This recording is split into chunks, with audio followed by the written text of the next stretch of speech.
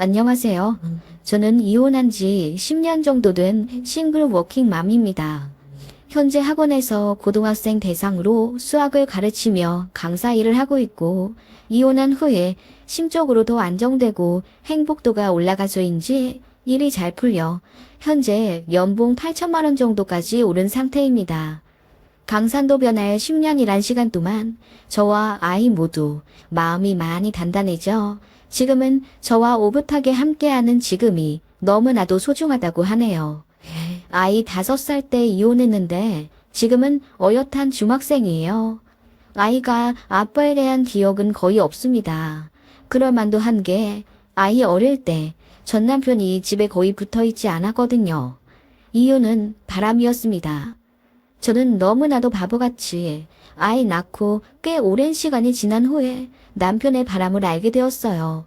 출산 과정에서 지혈이 잘 되지 않는 사고가 있었던 터라 회복도 느렸고 그 부작용으로 몸도 마음도 지쳐 있었지만 남편은 회사 일이 바쁘다는 핑계로 매일같이 야근을 하며 육아를 거의 돕지 않았습니다. 대기업에 다니는 남편이었고 일이 힘들다는 건 알았지만 아이 낳고 나니 무슨 일인지 더 바빠진 남편에게 저도 불만이 쌓여가고 있었죠. 우리 애 태어난 지 곧 있으면 100일인데 여태 아이 분유 한 번 먹여본 적 없고 기저귀 한 번 안 갈아줬다는 게 말이 돼? 조리원에서도 남들 다 남편 와서 마사지 해주고 식판 버려주고 그럴 때 다 나 혼자 했어. 그래도 프로젝트가 바쁘다니까 이해해줬지. 근데 이건 너무하잖아. 어떻게 일주일에 반 이상을 회사에서 자고 나머지 반은 12시에 들어와? 여보, 내가 너무 유능해서 그래. 팀장님이 나 없으면 팀 못 돌아간다고 그렇게 간곡하게 붙잡는 걸 내가 어떻게 뿌리쳐. 내가 잘해야 우리 식구 먹여 살리지. 자기도 일 관둬서 나 혼자 벌어야 하는데 이 정도도 이해 못해주면 어떡해. 아니, 내가 관두고 싶어서 관둔 것도 아닌데 그렇게 말하면. 아무튼 나도 너무 바빠서 그래. 내가 밖에서 놀다 들어오는 것도 아니잖아. 그러면서 외벌이의 고충을 저에게 떠넘기곤 했습니다. 안 그래도 결혼하면서 전 직장도 관뒀어요. 남편이랑 시댁에서 저 회사 다니지 말라고 압박을 줬거든요. 특히 시어머니가 나는 우리 아들 일하고 집에 들어오자마자 구수한 밥 냄새로 퇴근을 환영받았으면 한다. 밖에서 힘들게 일하고 들어온 남편인데 그 몇 푼 벌자고 너도 나가서 일하고 또 맞벌이라는 이유로 집안일도 나눠서 하고 그러는 건 좀 아니지 않니? 우리 아들이 돈을 못 번다면 상관이 없겠지만 대기업 다니잖니. 넌 간둬라. 그게 맞다. 라고 하시며 제가 일 관두기 직전까지 학원에까지 전화하시며 저를 달달 볶으셨어요. 그래서 쫓겨나듯이 간뒀던 기억이 나네요. 친정에서는 저를 보호해주지 않았냐고요? 저에게는 슬프게도 친정이 없습니다.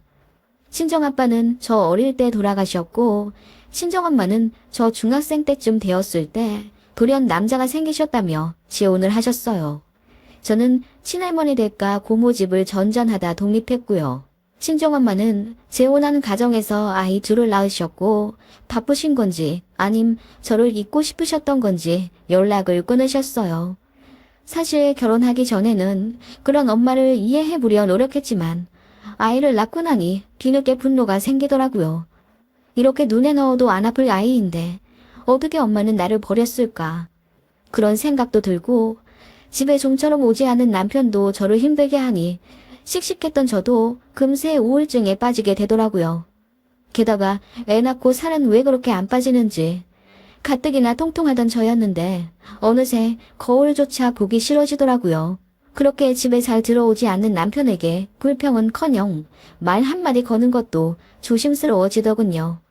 아닌 게 아니라 일이 너무 바쁘다면서 신경이 날카로워져 있는 남편이었고 집에 오면 지쳐 쓰러져 자기 일수였기 때문에 저도 뭐라 더 바가지 긁기 힘들더라고요. 산후 우울증이었는지 아님 남편의 지속적인 가스라이팅 때문이었는지 정말 저 때문에 남편이 집에 안 들어오는 것 같고 다 제 탓 같다는 기분마저 들기 시작했어요. 처음엔 정말 일이 바빠서 못 들어오는 건 줄 알았는데 나중에는 주말에도 집에 거의 붙어있지 않은 남편을 보며 뭔가 부부 사이가 소원해져 저에게 정이 떨어진 건가 싶기도 하더라고요. 그래서 돌쟁이 아이를 키우며 너무너무 힘들었지만 이 악물고 다이어트를 했어요.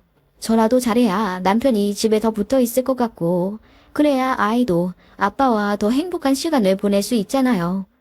지금 생각해보면 등신 같았지만 당시에는 그랬습니다. 저도 결혼 전 꽤나 똑부러지고 잘 나가는 학원 강사였고 외모도 나쁘지 않아 인기도 많았었는데 그냥 그렇게 되더라고요. 남편과 시댁은 날이 갈수록 저를 더 무시했는데 저는 그게 든든한 친정이 없어서인 건 아닌지 하는 자격지심도 갖게 됐고요. 그래도 결혼할 때는 제가 남편보다 모아온 돈이 훨씬 많아서 제가 1억 2천 정도 가져왔고 남편은 모아둔 돈이 거의 없어서 시댁에서 1억 지원해 주신 것과 남편 이름으로 대출받아 신혼집을 샀었거든요. 그런데 시댁에서는 항상 자기네들이 집 해줬다고 하시더라고요. 신혼집을 공동 명의로 했었는데 그것도 국가화하던데 지금 생각하면 참 어이가 없는 집안이었죠. 시부모님은 사실 일을 거의 안 하신 상태였고 아주버님도 사업하다 말아먹고 일용직이나 근근하던 사람이라 그 집에서 믿을 건 제 전남편인 둘째 아들밖에 없었어요. 그나마 제 전남편이 대기업에 다니니 돈이 좀 되니까 월 100만 원 정도는 시댁에 갖다 바쳐야 했습니다. 그나마도 1년에 한두 번 있는 상여금 받을 땐 500만 원 정도 뜯기다시피 하며 드릴 때도 있었어요. 그때는 그게 왜 당연하다고 생각했었는지 제가 남편을 많이 사랑했었고 또 친정이 없다는 이유로 시댁에서 무시를 좀 받았었는데 그런 것들이 저를 한없이 낮아지게 만들었던 것 같네요.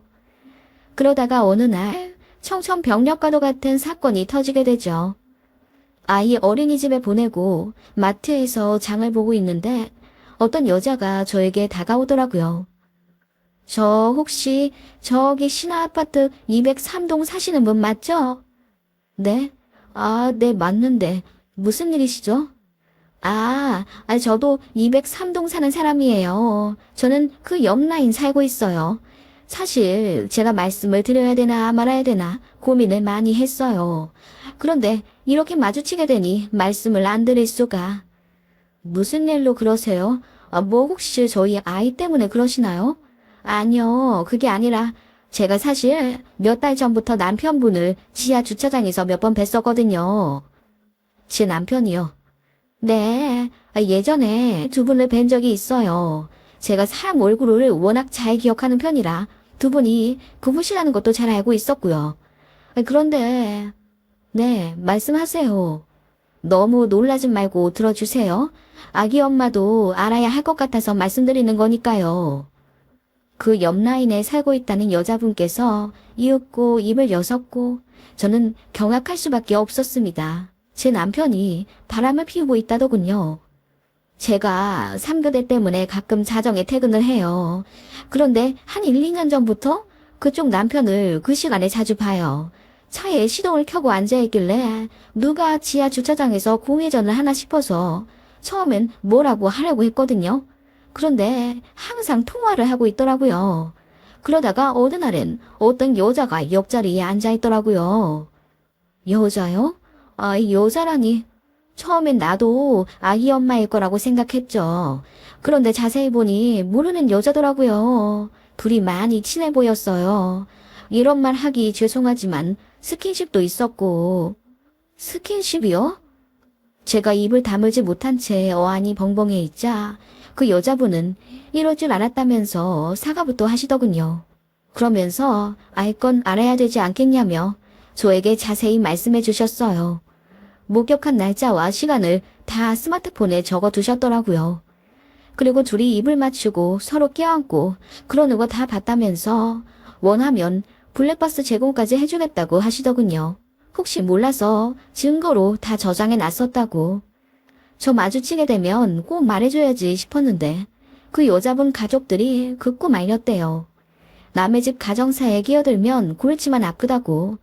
그치만 그 여성분도 아내인 입장이었고 아무것도 모를 제 생각을 하면 잠도 안 올 지경이었다네요. 그러다 저를 딱 마주친 김에 다 말해주는 거라고. 일단 그분의 전화번호를 받아서 집에 왔습니다. 머리가 하얘져서 아무 생각도 안 나더라고요. 가슴은 쿵 내려앉아 팔다리도 축 늘어진 느낌에 제 몸이 제 몸 같지가 않았습니다. 이제 어떻게 해야 하나. 하늘이 무너진 듯한 느낌에 뒤늦게 눈물이 비오듯 쏟아지더라고요. 그렇게 펑펑 울다 보니 어느새 아이 하원시킬 시간이었고 저는 집 정리도 제대로 하지 않은 채 아이를 데려와야 했어요. 그리고 아이 앞이니까 필사적으로 눈물을 참으며 견뎠습니다. 정말 고민 많이 했어요. 이따 밤에 남편이 들어오면 난 뭐라고 말을 해야 할까? 아니, 오늘 들어오기는 할까? 안 들어오면 난 뛰쳐나가 남편을 찾으러 다녀야 하나? 온갖 생각이 꼬리에 꼬리를 물고 저를 괴롭히는 동안 남편은 자정이 넘어 들어오더군요. 아이가 밤에 온다는 이유로 각방을 썼었는데 남편은 저에게 오늘 고생했다며 한 번 안아주고는 집 방에 들어가 쿨쿨 자더군요. 왜 그동안 단 한 번도 남편을 의심하지 않았을까 싶은 생각에 저 자신을 때리고 싶더라고요. 그렇게 남편이 곤히 잠들기를 기다려 방에 들어가 남편 스마트폰을 뒤졌습니다. 결혼 초 때까지만 해도 잠금 기능을 안 해놓았던 남편인데 어느새 잠궈 놓았더군요. 남편 손가락을 들어 지문을 이용해 스마트폰을 열었고 곧바로 깜깜한 거실로 몰래 나왔습니다. 그렇게 남편 폰을 동이 틀 때까지 뒤지게 됐어요. 세상에 남편은 여자가 둘이나 있었습니다.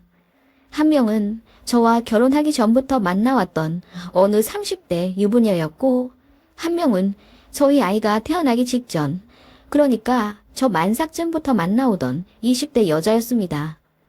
유부녀는 한 달에 한두 번씩 잠자리만 하는 가벼운 상대였지만 꾸준히 연락한 지 몇 년 된 것 같더라고요.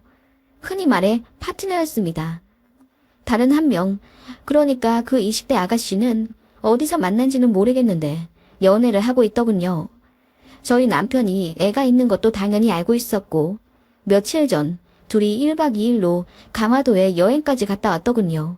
그날은 제가 출산 부작용으로 편두통이 심해 그날도 남편에게 진통제 좀 사와달라고 부탁했다가 일이 바빠 야근해야 할 것 같다며 거절당한 날이었습니다. 그날 저는 머리가 빠개지는 고통을 겪으며 힘들어 했었거든요. 그거 알고 나니 피가 거꾸로 솟더군요. 남편과 그 여자와의 대화를 쭉 읽어보니 저는 겉절이보다도 못한 존재로 취급을 하더군요. 와이프가 바가지 긁어서 집에 들어가기 싫다. 와이프는 살이 너무 쪄서 코끼리 같다는 등 저를 무시하며 뒷담화하는 이야기와 저희 친정엄마 이야기를 하며 와이프의 엄마가 재혼을 하셔서 새살림을 차려 나갔다. 와이프는 가족에 대한 그리움 때문에 본인과 쉽게 이혼을 하려 하지 않을 거다. 바람 들켜도 상관없다. 걔는 그렇게 해도 되는 애다. 라는 말까지 하더군요. 그거 보니 닭똥 같은 눈물이 줄줄 흘렀습니다. 자고 있는 남편의 뺨을 내리쳐 깨우고 싶었지만 신락 같은 이성을 붙잡아 간신히 참았습니다. 현실적으로 증거를 더 수집한 뒤 이혼을 해야 하잖아요. 마음 같아서는 그냥 당장이라도 남편을 패버리고 이혼하고 싶었지만 저에게는 너무나도 소중한 아이가 있었습니다. 양육권, 위자료, 양육비 등의 험난한 산을 넘어가려면 냉철하게 판단해야 할 필요가 있었고 저는 있는 힘껏 마음을 다잡은 채 며칠 동안 남편에게 티내지 않았습니다.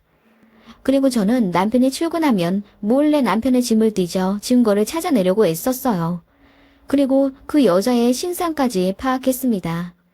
어느 회사에 무슨 팀 소속인지 전화번호와 그 여자 본가 주소까지 어떻게 하다 보니 알아냈어요. 그리고 남편이 몰래 썼던 카드의 명세서를 바탕으로 그 여자와 자주 가는 곳으로 추정되는 숙박업소까지 알아냈습니다. 남편의 집에 들어와 잠들면 몰래 지하 주차장에 내려가 남편 차에 있는 블랙박스를 뒤졌어요. 둘이 같이 이야기 나누는 음성과 모텔 입구에 차를 세우고 들어가는 장면까지 약 3주간 저장되어 있는 자료들을 몽땅 백업까지 해놨습니다. 그렇게 저 나름대로 만반의 준비를 하고 터뜨리려던 찰나 남편이 먼저 알게 되었어요. 제가 남편 폰을 보다가 모르고 그 여자에게 전화를 걸게 되었고 그 일을 빌미로 제가 남편의 바람을 알고 있다는 사실을 들켜버리게 된 거예요. 저는 사실 남편이 무릎이라도 꿇으며 빌 거라고 생각했습니다. 하지만 제 예상과는 다르게 남편은 저더러 왜 뒷조사를 하고 있었냐면서 길길이 날뛰며 화를 내더라고요. 그리고 저 같은 의무증 정신병자랑은 살기 싫다며 짐을 싸서 나가더군요. 그렇게 나간 곳이 시댁이었던 건지 시어머니한테까지 전화가 왔습니다. 고래고래 소리를 지르며 저를 혼내시더군요. 너 미쳤니? 일하느라 바쁜 우리 아들 뒷조사를 해. 너 집에 들어앉아 있으니 이제 할 일이 없니? 어디 하늘 같은 남편을 의심하고 뒤를 깨. 친정에서 그러라고 가르쳤니? 아참, 너 친정 없지? 그래서 그 모양이니?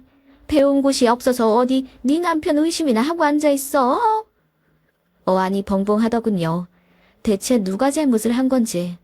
시어머니 소리 지르는 것만 들으면 누가 보면 바람은 제가 핀 줄 알겠어요. 어머님, 어떻게 그렇게 말씀하세요? 제 남편이 바람이 났는데 그럼 가만히 있어요. 어머님마저 혼내도 모자랄 판에 왜 저를 혼내고 그러세요? 내가 우리 아들을 왜 혼내?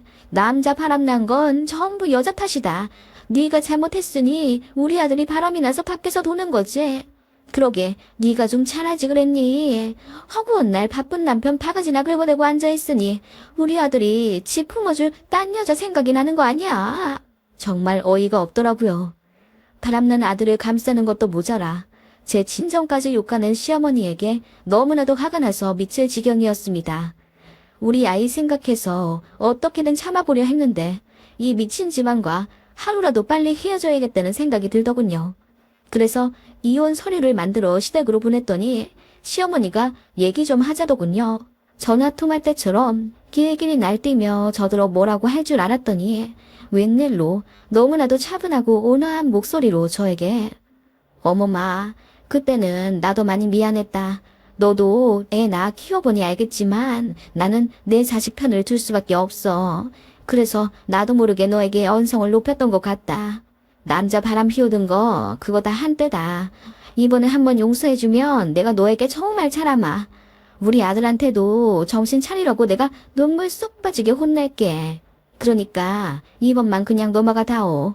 너도 아이 있는 입장에서 이혼은 어렵지 않겠니? 그래도 대기업 다니는 아빠가 있어야 남들 앞에서 무시 안 당하고 사는 법이다.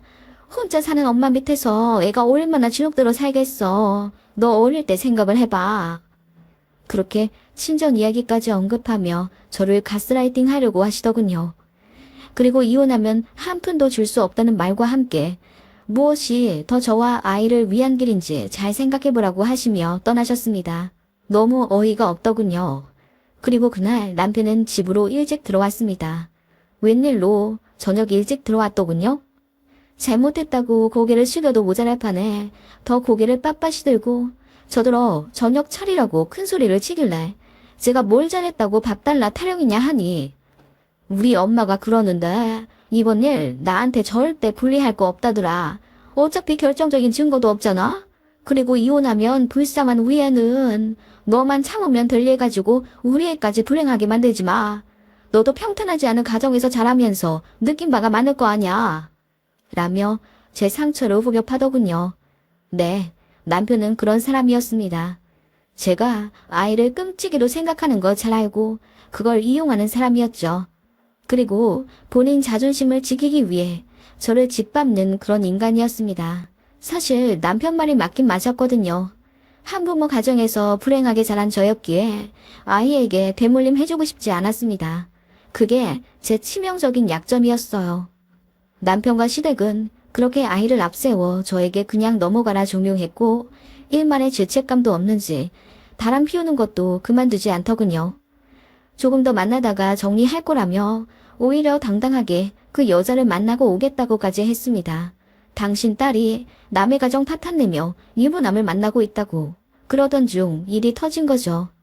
남편이 상간녀를 만나러 급하게 새벽에 길을 나서다가 통화하느라 한눈을 팔았는지 가로수를 받고 전복되는 큰 사고를 냈습니다. 그런데 신고가 늦게 접수되는 바람에 남편은 의식이 없는 상태로 응급실에 가게 되었어요. 온몸이 골절되어 성한 곳이 없었고 제일 중요한 건 뇌출혈이 심했어요. 몇 번의 수술 끝에 결국 의식을 찾게 되었지만 남편은 골반과 다리에 철심을 받고도 걷지 못하는 산송장 상태가 되었습니다. 당시 블랙박스를 보니 남편은 굉장히 흥분 상태였어요. 그 20대 상간녀가 본인 부모님한테 모든 걸 다 들켜버렸다고 이별을 구했는지 남편이 울고불고 빌며 통화하는 음성이 녹음되었더라고요. 그러다가 혼자 사고 낸 거였어요. 와, 정말 심란하더군요. 그 와중에 시어머니는 또 제 탓을 하며 우리 아들이 정리한다고 했잖니. 그러면 좀 기다려줄 것이지. 그 여자의 집에까지 전화를 해서 이 사단을 만들어. 우리 아들이 천천히 정리할 때까지 좀 응원해주고 그랬으면 그 여자애랑도 적당히 즐기다 헤어졌겠지. 너 때문에 우리 아들만 눈이 돌아서 일이 이렇게 된 거잖냐. 다 너 때문이다. 어린이 됐으면 좀 기다릴 줄도 알아야지. 라고 말도 안 되는 궤변을 늘어놓더군요. 응원해주지 그랬냐는 그 말이 아직도 생생히 기억납니다. 그 소리 듣고 옆에 있던 경찰까지 그만하시라 한 소리 하실 정도였습니다. 인간적으로 그렇게 하루아침에 산송장이 되어버린 남편을 생각하면 마음이 착잡하긴 했어요. 아무리 미워도 제 아이 아빠니까요. 그런데 시어머니까지 그따위로 나오니 정이 뚝 떨어지더군요. 사실 비우고 돌아오면 용서해줄까 생각도 들었는데 이건 뭐 사람을 개무시해도 유분수잖아요. 그 후로 병원에 찾아가지도 않았습니다. 보호자에서 제 이름을 빼고 병원에다가 이 사람 일로 저 찾지 말라고 하고 나왔어요. 아이한테는 아빠가 좀 아파서 입원해 있다고만 둘러댔는데 찾진 않더라고요. 원래 아빠랑 정도 없던 아이니까요. 그리고 저는 이혼 준비를 했습니다. 변호사 선임해서 남편이 바람피웠던 증거 자료들과 시어머니의 폭언까지 모두 자료로 제출했어요. 변호사 말로는 남편의 유책이 확실하다고 하더군요. 그래서 없는 돈에 빚까지 내며 이혼 소송을 준비했습니다. 시댁에서 난리가 나더군요. 아프고 불쌍한 남편 버리는 매정한 부인이라면서요. 급기야 시어머니가 개거품을 물며 저에게 찾아와 고래고래 소리 지르며 저더러 인간이냐고 묻더군요. 부인으로서 병간호나 할 것이지.